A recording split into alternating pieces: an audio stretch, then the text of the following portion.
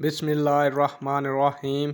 अस्सलातु वस्सलामु अलैका या रसूल अल्लाह वाला आलिका वसहाबिका या हबीब अल्लाह।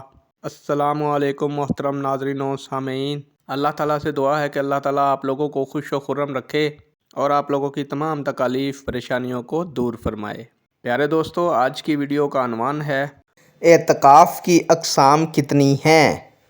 उम्मीद करूँगा कि ये मालूमात आपके इल्म में इजाफ़ा फरमाएगी और आप इस वीडियो को शेयर करेंगे, चैनल को सब्सक्राइब करेंगे ताकि दूसरे लोग भी इस मालूमात से मुस्तफ़ीद हो सकें।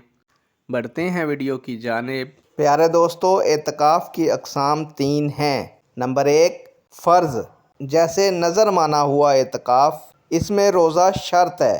नंबर 2, एतकाफ़ सुन्नत, ये 20वीं रमज़ानुल मुबारक की असर से ईद का चाँद देखने तक।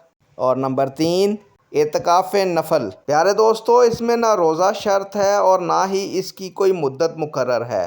यानी जिस मस्जिद में जाए कह दे मैंने एतकाफ़ की नीयत की, तो जब तक मस्जिद में रहूँगा एतकाफ़ की नीयत रहेगी।